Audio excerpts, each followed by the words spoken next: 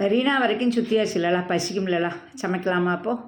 இன்றைக்கி என்ன சமைக்கலாம் அப்படின்னா, நான் எங்காத்தில் என்ன சமையல் பண்ண போகிறேன்னா, மிளகூட்டல், அப்புறம் தொகையல், இஞ்சி புளி ரசம், எல்லா காயும் போட்டு மிளகூட்டல், புடலங்காய், இளவன், மத்தன், சேனை, கேரட்டு இத்தனையும் போட்டு மிளகூட்டல்.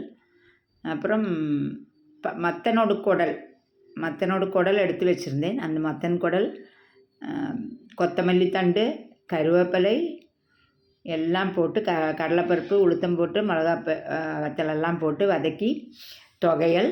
அப்புறம் இஞ்சி புளிக்கு நான் என்ன பண்ணுவேன்னா, இஞ்சியும் பச்சை மிளகாயும் அந்த கட்டரில் போட்டு பொடியாக நான் அரிஞ்சு விடுவேன்.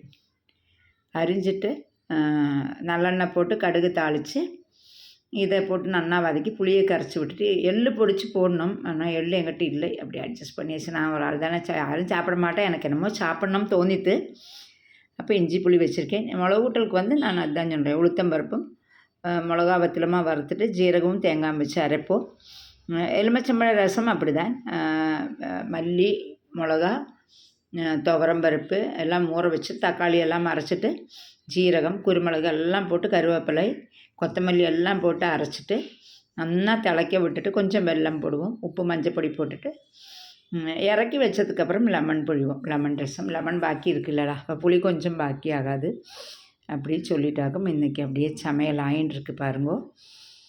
அது சமையல் ஆனதுக்கப்புறம் அப்புறம் பப்படம், மிளகூட்டல் எல்லாமே. இன்றைக்கி சாதம் நான் வடித்து விட்டேன்.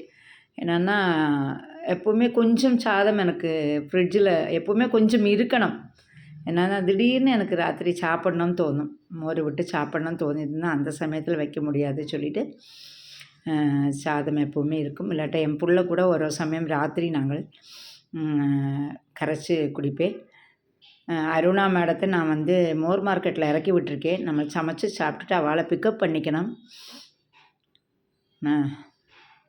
எப்படி ஃப்ரீயாக சுற்றி காட்டுறேன் பார்த்தலாம் மெட்ராஸு.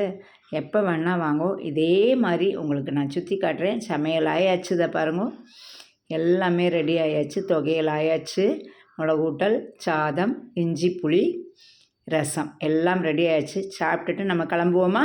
அன்றைக்கி எங்கே போனோம்? மெரினா பீச்சில் உங்களை விட்டுருக்கேன். இப்போ எழிலகம் பார்க்க போகிறோம். எழிலகம்னா கவர்மெண்ட் ஆஃபீஸ் எல்லாமே அங்கே தான் இருக்குது. உழைப்பாளர் சிலை, இதுவும் மெரினா ஒரு அடையாளமாகும். எழிலகத்துக்கு பக்கத்துலேயே பார்த்திங்கன்னா வெல்லிங்டன் காலேஜ் இருக்கும். அது எல்லாமே எழிலகம்னால் நிறைய பிடபிள்யூ ஆஃபீஸு, கவர்மெண்ட் ஆஃபீஸுகள், ஜேடிசி ஆஃபீஸ் எல்லாமே அதுக்குள்ளே தான் இருக்குது. இது எம்ஜிஆரோட நூற்றாண்டு ஆர்ச்சுன்னு சொல்லுவாங்க. அவருக்கு 100 வயசு ஆனதுக்கப்புறம் அந்த ஆர்ச் அதோட மெமோரியலாக கட்டியிருக்கா.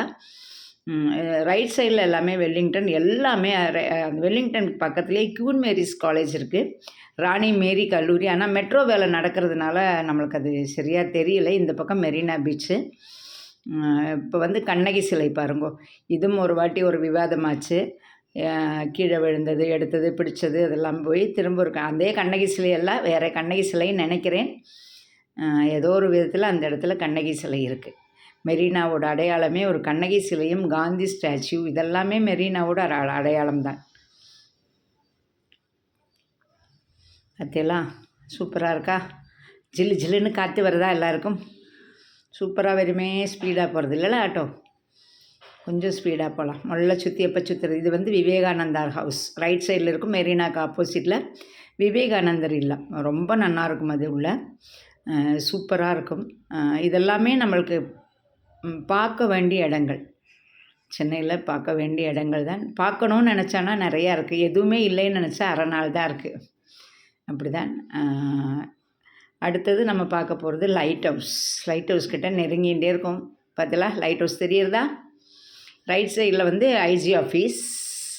ஏதாவது பெரிய கம்ப்ளைண்ட் இருந்தால் கொடுக்கலாம்ட்டேலா, அந்த மாதிரி எதுவும் வர வேண்டான்னு நினைக்கிறேன் நான். இருக்கும் லைட் ஹவுஸு. இது ராத்திரி பார்க்குறதுக்கு ரொம்ப அழகாக இருக்கும். அந்த லைட்டு சுற்றிகிட்டே இருக்கிறத நம்மளுக்கு அவ்வளோ நல்லாயிருக்கும், அவ்வளோ நல்லாயிருக்கும். இது ராத்திரி தான் இது நல்லாயிருக்கும். நான் ஏறி பார்க்கலான்னு நினைக்கிறேன். நான் போனதே இல்லை. நான் சொல்கிறேனே, எனக்கே இப்போ உங்களுக்கெல்லாம் காட்டுறது தான் ஆசை வருது. இது பட்னப்பாக்கம் பீச்சு. மெரினாலேருந்து கொஞ்சம் தூரம் வந்தால் இங்கே நம்ம கார்த்தால வந்தோன்னா ஃபுல்லாக அந்த மீன்களெல்லாம் பிடிச்சி விற்றுன்ட்ருப்பா. மீனவர்கள் அதிகமாக இதோட ரைட் சைடில் தான் அவளோட அந்த வீடுகள் எல்லாம் இருக்குது. சுனாமி குடியிருப்பு, மீனவர்களோட வீடு, ஹவுசிங் போர்டு எல்லாமே இருக்குது. இங்கே ஃபுல்லாக பார்த்தீங்கன்னா போட்டெல்லாம் போட்டு வச்சுருக்கா பாருங்க. காத்தால வந்தால் இந்த இடத்துல நமக்கு நிற்கவே முடியாது. அதுவும் ஞாயிற்றுக்கிழமை இன்னும் பயங்கரமாக இருக்கும் இங்கே.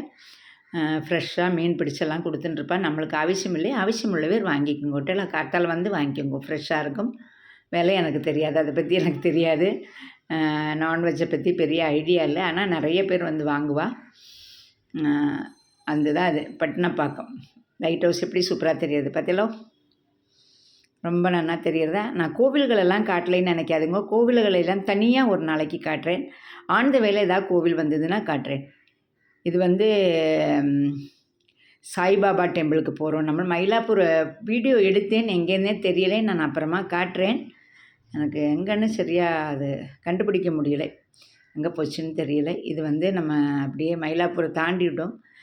சாய்பாபா கோவில் அங்கேயும் வந்து ரினோவேஷன் தொடங்கிட்டுருக்கு, நடந்துட்டுருக்கு. ரொம்ப பயங்கர வியாழக்கிழமை பார்த்தீங்கன்னா அத்தனை திறக்காக இருக்கும். திறக்கோடு திறக்க சுட சுட பொங்கலெல்லாம் கொடுத்துட்டுருப்பா. சொல்லறதே நாக்கில் வெள்ளம் வர்றது இல்லைடா. வாங்க வியாழக்கிழமை சமயத்தில் வந்தீங்கன்னா அவ்வளோ நல்லா இருக்கும். பொங்கல் கொடுப்பா. அப்படியே நம்ம மயிலாப்பூர் வழியாக போகிறோம். எங்கே ஏற்றியாச்சுன்னா நம்ம கலைஞர் வீட்டுக்கு வந்தாச்சு. உங்களை யாரும் கலைஞர் வீட்டுக்கு கூட்டின்னு வரலைன்னு சொல்லாதுங்கோ. ஒரு என்ன ஸ்பெஷல் அப்படின்னா, கலைஞர் வீட்டுக்கு எந்த டைம்லேயும் யாருமே வந்து உள்ளே அனுமதிப்பாங்க. நான் நிறைய வாட்டி நிறைய பேரை கூட்டின்னு போயிருக்கேன். கலைஞர் வீட்டு வாசலே அந்த கோவிலே அவரோட வீடோட அடையாளம் இல்லைடா. உள்ளே பாருங்கோ. உள்ளே நான் வந்து அவளை தெரியாமல் தான் வீடியோ எடுத்தேன். இந்த வீடியோ பார்த்துட்டு எதாவது சொல்லுவாளான்னு தெரியல, எடுத்தாச்சு, விடுங்க. நல்ல விஷயம் தானே உங்களுக்கு. அங்கே நின்று அவளே ஃபோட்டோ எடுக்கலாம் சொல்லித்தருவா. நிறைய பேர் வந்துட்டே இருப்பாள். அந்த இடத்துல நின்று அவரோட இது அங்கெல்லாம் நின்று ஃபோட்டோ எடுத்துகிட்டே இருப்பா பாருங்கோ. எத்தனை பேர் வர அவளோட அந்த செக்யூரிட்டியே ஃபோட்டோலாம் எடுத்து கொடுப்பா. நாங்கள் அப்படியே எங்களுக்கு தெரியாமே அந்த வீடியோ ஆனாக இருந்தது. அவர் வீடியோ எடுக்கப்படாதுன்னு சொன்னால் நம்ம எங்கே கேட்க போகிறோம். உங்களுக்கெல்லாம் காட்டணும்லாம். நான் ஃபோட்டோ மாத்திரம் எடுத்தால் போருமா? அப்படியே எடுத்தாச்சு. எனக்கு என்ன பிடிச்சதுன்னா, அந்த வீடு அப்படியே பழமை மாறாமையே இருக்குது. அப்படியே மெயின்டைன் பண்ணி சூப்பராக மெயின்டைன் பண்ணிட்டு வரா. ரொம்ப அழகாக இருந்தது எனக்கு. இந்த பழைய காலத்து வீடு அப்படியே அதை அப்படியே மெயின்டைன் பண்ணி அவ்வளோ சூப்பராக இருக்குது. உள்ளே போனாச்சுன்னா ரொம்ப அமைதியாக இருக்குது. பாருங்க, வெளியிலே நின்று அவரோட கலைஞர் பயன்படுத்திய கார் அங்கே நிற்கிறது. அப்படியே பாருங்க அந்த கோவில். அப்படியே நம்மளை என்ன பண்ணலாம், அடுத்த முதலமைச்சராத்துக்கு போகலாமா, சூப்பர் ஸ்டார் வீட்டுக்கு போகலான்னு நினச்சோம். திரும்புறதுக்குள்ளே அந்த வாட்ச்மேன் ரொம்ப அப்படின்னா, போப்பா உன் வீடே யாருக்கு நாங்கள் காட்டலை அப்படின்னு சொல்லிவிட்டு நான் வந்து புரட்சி தலைவி அம்மா வீடு, வேதா நிலையம் அப்படி தான் இது. அதையும் உள்ளெல்லாம் போக முடியாது. இருக்காளா இல்லையா எதுவுமே எனக்கு தெரியலை. பட் நான் வெளியிலேருந்து ஃபுல்லாக எடுத்திருக்கேன். ரொம்ப 10 கிரவுண்டில் வீடு மட்டும் அப்படின்னு சொல்லுவேன், எனக்கு கரெக்டாக தெரியலை. பட் அவ்வளோ நல்லாயிருக்கும் வீடு. அது பார்க்க ஆசையாக இருந்துகிட்டே இருக்கும். இன்னும் கிட்டக்க போனால் ரொம்ப பிரம்மாண்டமாக இருக்கும். அதுக்கு பக்கத்துலேயே சசிகலா அம்மா வீடு கட்டியிருக்காங்க பாருங்கள். ஜெயலலிதா இல்லைன்னு சொல்லி அவள் கட்டி வச்சுருக்கா. பார்த்தீங்களா? அப்போது எல்லாம் பார்த்தாச்சா? ஒரே நாளைக்கு எல்லாம் பார்த்தோன்னா போர் அடிக்கும் இல்லையா? உங்களுக்கும் டயர்ட் ஆகிடாதா? சரியா? இந்த பாருங்க, ஜெயலலிதா அம்மா வீடு லாங் சைட்டில் எடுத்திருக்கேன். என்னால் முடிஞ்ச அளவுக்கு எடுத்திருக்கேன். பாய். தூங்குவோமோ கொஞ்ச நேரம் சாப்பிட்டுட்டு?